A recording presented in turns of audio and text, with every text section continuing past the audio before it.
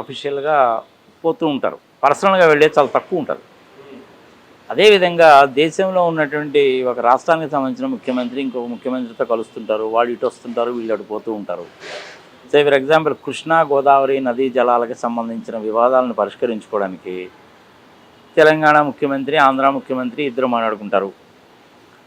తెలంగాణ ముఖ్యమంత్రి ఆంధ్ర ముఖ్యమంత్రి ప్లస్ కర్ణాటక ముఖ్యమంత్రి ప్లస్ మహారాష్ట్ర ముఖ్యమంత్రి కూడా మాట్లాడుకుంటారు. ఇవన్నీ మామూలే. ఆస్తుల పంపకం కావచ్చు, లేదంటే ఇంకొకటి నదీ జలాలకు సంబంధించింది, ప్రాజెక్టులు కట్టుకోవడము, ఎడ్యుకేషనల్ ఇన్స్టిట్యూషన్స్ అండ్ వాటిని సర్వసాధారణంగా జరుగుతూనే ఉంటాయి. ఈవెన్ దేశాల మధ్య జరుగుతాయి, ఒక దేశంలో రాష్ట్రాల మధ్య కూడా జరుగుతాయి. ఇప్పుడు ఏంటంటే తెలంగాణలోనేమో రేవంత్ రెడ్డి గారి ఆధ్వర్యంలో కాంగ్రెస్ ప్రభుత్వం ఉంది, అక్కడేమో ఎన్డీఏ ప్రభుత్వం ఉంది. రెండు ప్రభుత్వాలు ఏర్పడిన తర్వాత ఫస్ట్ టైం జరుగుతున్నటువంటి మీటింగ్ ఇది. మరి ఈ మీటింగ్లో ఏం మాట్లాడుకుంటారు? ఆంధ్రప్రదేశ్ తెలంగాణ రాష్ట్ర విభజన జరిగిన తర్వాత ఆస్తుల పంపకం అనేటువంటిది ఇంకా పూర్తి కాలేదు. ఇదొక పాయింట్. ఏపీఎస్ఆర్టీసీకి సంబంధించిన ఎంప్లాయీస్కి సంబంధించినటువంటి విషయం. ఇంచుమించుగా 1500 మంది తెలంగాణ ప్రాంతవాసులు ఇప్పటికి కూడా ఆంధ్రప్రదేశ్లోనే ఎంప్లాయ్మెంట్లో ఉన్నారు. దానికి సంబంధించిన విషయం అయి ఉండొచ్చు. ఏపీఎస్ఆర్టీసీ వాళ్ళు తెలంగాణకి ఎన్ని బస్సులు తిప్పాలి, టీఎస్ఆర్టీసీ వాళ్ళు ఆంధ్రప్రదేశ్కి ఎన్ని బస్సులు తిప్పాలి మాట్లాడుకుంటారు. నాగార్జున సాగరు శ్రీశైలం ప్రాజెక్టులు అనేటువంటిది కృష్ణానది మీద కట్టాం కాబట్టి దానికి సంబంధించిన విషయము మాట్లాడుకుంటారు. 811 టీఎంసీలు కదా. ఆంధ్రప్రదేశ్ రాష్ట్రము కంబైన్డ్గా ఉన్నప్పుడు 811 టీఎంసీలు అనేటువంటిది ఆంధ్రప్రదేశ్కి కేటాయించారు. అంతకంటే ఎక్కువ హెవీ ఫ్లడ్ కనుక వచ్చినట్లయితే 811 టీఎంసీలు కాకుండా ఎంత ఎక్కువ నీరు వచ్చినా మీరే వాడుకోవచ్చు అని కదా చెప్పారు అప్పుడు. అది ఒకవేళ 1000 టీఎంసీలు వచ్చింది అనుకుందాం మనకు ఉదాహరణకి. ఆ 811 టీఎంసీలు 58-42 రేషియోలో పంచుకుంటారు.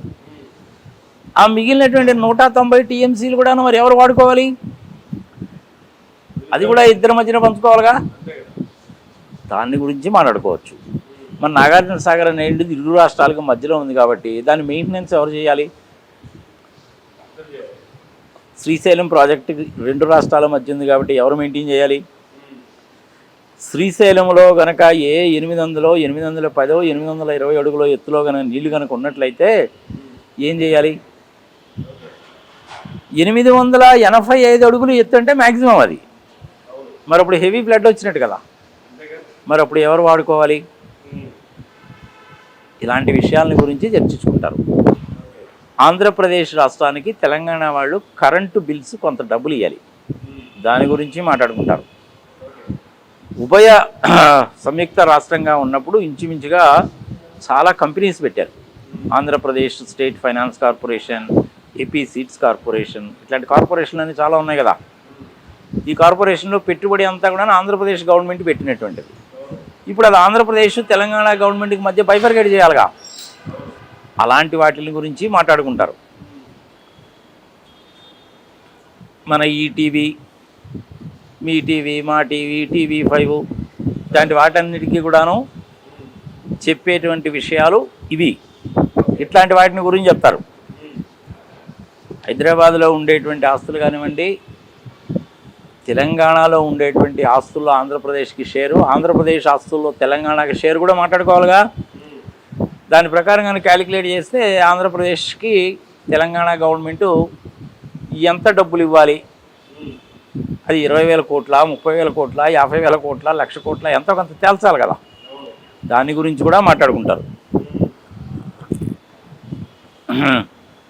ఇప్పుడు దీనికి చంద్రబాబు నాయుడు గారు మీరు మాకు 1,00,000 కోట్ల రూపాయలు ఇవ్వాల్సి వస్తుందండి, ఆస్తులు కానీ అవి కానీ ఇవి కానీ, ఎర్రమంజిల్ కాలనీలో ఉండండి ఎమ్మెల్యే క్వార్టర్స్ కట్టాము, ఓల్డ్ ఎమ్మెల్యే క్వార్టర్స్ని కూల్చేసి కొత్తగా కట్టాము, న్యూ ఎమ్మెల్యే క్వార్టర్స్ని కూల్చేసి కూడా కొత్తగా కట్టాము,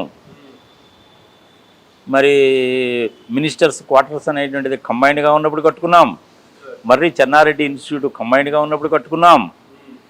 మరి ఇప్పుడు మాకు అందులో 58% వాటా కావాలి, బిల్డింగ్ తీసుకెళ్ళేది అక్కడ పెట్టుకోలేం కదా, దీనికి సంబంధించిన వాల్యుయేషన్ కట్టి డబ్బులు ఇవ్వండి అని చంద్రబాబు నాయుడు గారు అడుగుతారు. అయ్యా నేను అప్పుల పాల్లో ఉన్నాను, ఆడవాళ్ళకి ఫ్రీ బస్ అని చెప్పి నా కొంప మునిగింది, నేను కూడా పథకాలు ఇచ్చాను అంటే, నాకంటే నువ్వేమైనా ఎక్కువ పథకాలు ఇచ్చావా, నేనైతే 3 సిలిండర్లు ఇస్తున్నాను, ఇంట్లో ఎంతమంది ఉంటుంది అంతమందికి చదివిస్తున్నాను, 18 ఏళ్ళు దాటిన మహిళలకు ప్రతి ఒక్కళ్ళకు కూడా నెలకు 15,000 రూపాయలు ఇస్తున్నాను, నీకేమైనా ఉన్నాయా అట్లాంటివి? నీ పథకాలు తక్కువ, నా పథకాలు ఎక్కువ, నీకేం డబ్బులు బాగానే ఉంటాయి, నువ్వు మాకు డబ్బులు లేని చంద్రబాబు నాయుడు అడుగుతాడు. ఇట్లాంటి విషయాలన్నీ మాట్లాడుకుంటారు. నదీ జలాలకు సంబంధించిన వాటిలో ప్రిన్సిపల్ సెక్రటరీసు, జాయింట్ సెక్రటరీసు, ఇంజనీర్లు, చీఫ్ ఇంజనీర్లు, ఎగ్జిక్యూటివ్లు కూడా ఉంటారు. ఇది నార్మల్గా పత్రికలకి, టీవీ ఛానల్స్కి, మీలాంటి యూటీవీ ఛానల్స్కి జరిగేటువంటి వ్యవహారం. ఇదంతా కూడా మా ఉంటే 2 గంటల కంటే ఎక్కువ ఉండదు. కానీ 6 గంటల దగ్గర నుంచి 10 గంటల వరకు మీటింగ్ ఉంటుందిగా. 6 గంటల నుంచి 8 గంటల దాకా మీటింగ్ పెట్టుకున్నారు, ఒక హాఫ్ అన్ అవర్ ఫోన్ చేశారు, మళ్ళీ 8:30కు మొదలు పెట్టారు, 10:30కి అయిపోయింది. మొదట 1.5 అవర్స్ అనేది మీటింగ్ వీటిని గురించే ఉంటుంది.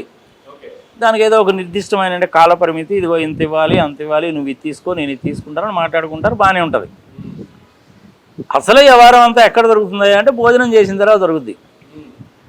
ఏందా రేవంత్ రెడ్డి సంగతి సమాచారము, నేనేమో 5 కోట్లకి ఎమ్మెల్సీకి బేరం ఆడాను, నువ్వేమో 50 లక్షలు తీసుకెళ్ళి ఇచ్చావు, అదేమో అడ్డంగా దొరికిపోయాము, నీకు ఇబ్బంది నాకు ఇబ్బంది, మరి ఏం చేద్దాం అంటే, అయ్యా నేనేమో కాంగ్రెస్ వాదిని, నువ్వేమో ఎన్డీఏ కూటమిలో ఉన్నావు, ఆ మోడీ గారితో చెప్పి ఏదో కాస్త సెటిల్ చేయించు, ఇద్దరం బయటపడదాం అంటే, మరి మోడీ గారు ఏమంటారో ఇద్దను, ఇంతకుముందు అంటే మాట్లాడగలిగాడు, కానీ ఇప్పుడు ఆయన పరిస్థితి అంతంత మాత్రంగానే ఉంది. 240 వచ్చినాయి ఆయనకి, మరి అవతల మీ కాంగ్రెస్ కూటమికి ఏమో 234 వచ్చినాయి. నితీష్ కుమార్ ఏమంటాడో మరి నాకైతే తెలియట్లేదు ఇప్పటివరకు. మన పార్లమెంట్లోనేమో నా పేరు కూడా తీసుకొచ్చారు. సిబిఐ రైడ్లు ఎందుకు జరగలేదు, ఈడీ రైడ్లు ఎందుకు జరగలేదు, ఇన్కమ్ ట్యాక్స్ వాళ్ళు ఏం చేస్తున్నారని చెప్పి కళ్యాణ్ బెనర్జీ చాలా గట్టిగానే మాట్లాడాడు. ఎన్డీఏ కూటమి కట్టేసరికి వాషింగ్ మిషన్లో వేసి తిప్పితే తెల్ల బట్టలు వచ్చినట్టు బయటకు వచ్చేసారా అని కూడా అడిగాడు. ఇటు మిగిలిన వాళ్ళు కూడా చాలామంది మాట్లాడారు, నా పేరు కూడా తీసుకొచ్చారు ప్రముఖంగా. పాపం ఓం బిర్లా గారు అందరికీ కూడా చక్కటి అవకాశాలు ఇచ్చాడు, చాలా నిష్పక్షపాతంగా ప్రవర్తించాడు ఆయన. ఇగో ఉన్న విషయం చెప్పుకుందామా, మాట్లాడుకుందామా మనం. నాకంటే వయసులో చిన్నోడివి, కొత్తగా అయ్యావు, నేనంటే 40 ఇయర్స్ ఇండస్ట్రీ, ఫోర్త్ టైము. మరి నీకు ప్రాబ్లమ్స్ ఉన్నాయి, నాకు ప్రాబ్లమ్స్ ఉన్నాయి, ఇవన్నీ కూడా మన పర్సనల్ విషయాలు కదా. అప్పుడు ఆయన ఉన్నప్పుడు వ్యవహారం వేరే, ఇప్పుడు నేను ఉన్నప్పుడు వ్యవహారం వేరే. అది ఏంటి సంగతి సమాచారం, ఇలాంటివన్నీ కూడా 2 గంటలు మాట్లాడుకుంటారు. సీసీ కెమెరాలు ఆఫ్ చేసేసి, లోపల సెల్ ఫోన్లన్నీ ఆఫ్ చేసి, ఎవరిని రానియకుండా వాళ్ళిద్దరు మాత్రమే కూర్చొని ఇలాంటి విషయాలు మాట్లాడుకుంటారు. దానికే టైం ఎక్కువ స్పెండ్ చేస్తారు. బయట విషయాల గురించి మాట్లాడుకోవడం అనేది తక్కువే ఉంటుంది. సరే, ఇంక మధ్యలో బేరసారాలు చేయాలి కదా, ఏదో బేరసారాలు లాంటివి కూడా చేస్తుంటారు. సో ఇంతకంటే పెద్ద గొప్పగా జరిగేదంటూ ఏముండదు. కానీ మన టీవీ ఛానల్స్ వాళ్ళు, మిగిలిన వాళ్ళ వార్తాపత్రికలు ఏంటంటే, అసలు చంద్రబాబు నాయుడును చూడంగానే రేవంత్ రెడ్డికి కళ్ళల్లో నీళ్లు తిరిగాయట. ఏంటండి మన పరిస్థితి ఇలా అయిపోయిందండి అని చెప్పి బోరున రేవంత్ రెడ్డి ఏడ్చేశాడట. చంద్రబాబు నాయుడు ఆయన ఓదార్చాడట. ఏమీ పర్వాలేదులే, నేనున్నాను కదా, మోడీ గారు నీ చెప్పినట్టు ఇంతానులే అని చెప్పి ఆయన పరామర్శించాడంట, ఓదార్పు చేశాడట అని ఈ విధంగా టీవీలో డిబేట్లు పెట్టడం మొదలు పెడతారనమాట. అల్టిమేట్గా జరిగేదంటూ ఏముండదు. ఆంధ్రప్రదేశ్కి డబ్బులు ఇవ్వాల్సిన మాట వాస్తవం. కృష్ణా నదీ జలాలకు సంబంధించిన వాటికి సపరేట్ ట్రిబ్యునల్ ఉంది, బోర్డు ఉంది, వాళ్ళు చూసుకుంటారు. డ్యామ్ మెయింటెనెన్స్కి వీళ్ళు కొంత డబ్బులు ఇవ్వాలి, వాళ్ళు కొంత డబ్బులు ఇవ్వాలి, ఇద్దరు సమానంగానే ఇవ్వాలి.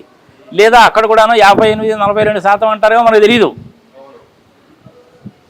పోలవరానికి సంబంధించి మటుకు ఎటువంటి అబ్జెక్షన్ పెట్టబాక బాబు, నువ్వు మీ జరిగింది ఏదో జరిగిపోయింది, మళ్ళీ నువ్వు అనవసరంగా 7 రెవెన్యూ మండలాలు తెలంగాణకు రావాలంటావేమో, అలాంటివన్నీ ఏమడుగు. వెంకయ్యనాయుడు గారు ఆల్రెడీ చెప్పారు కదా, మీ ప్రస్తుతానికి వద్దులే అట్లాంటివన్నీ, జరిగింది ఏదో జరిగిపోయిందిలే, నీకు ఇబ్బందులే నాకు ఇబ్బందులే, ఏదో ఈవీఎం మిషన్ని మేనేజ్ చేశారు, సంఘ సమాచారం అని చెప్పి పార్లమెంట్లో కూడా గొడవైంది. అఖిలేష్ యాదవ్ కూడాను అన్నాడు, మమతా మత్రా కూడా అన్నది, కళ్యాణ్ బెనర్జీ అన్నాడు, రాహుల్ గాంధీ చెప్పాడు. అసలు మిజోరం విషయంలో, మణిపూర్ విషయంలో మీరు ఏం చేశారు, కనీసం పర్యటించలేదు అని చెప్పి మోడీ గారిని దుమ్ము దులిపేశారు. ఆ లడక్ నుంచి వచ్చిన ఆయన అయితే, అయ్యా బాబు నా సంగతి ఏమిటి, మమ్మల్ని అసలు దేశంలో ఒక భాగం కింద లెక్క కడుతున్నారా లేదా అని ఆయన అన్నాడు. హిందుత్వాన్ని గురించి మాట్లాడారు. ఇంక ఇవన్నీ జనరల్ టాపిక్స్ అనమాట. ఈ జనరల్ టాపిక్స్ గురించే వాళ్ళు ఎక్కువ మాట్లాడుకుంటారు. అసలు విషయాలు తక్కువ ఉంటాయి. కానీ టీవీ ఛానల్స్లో అడావుడి మటుకు మామూలు ఉండదు.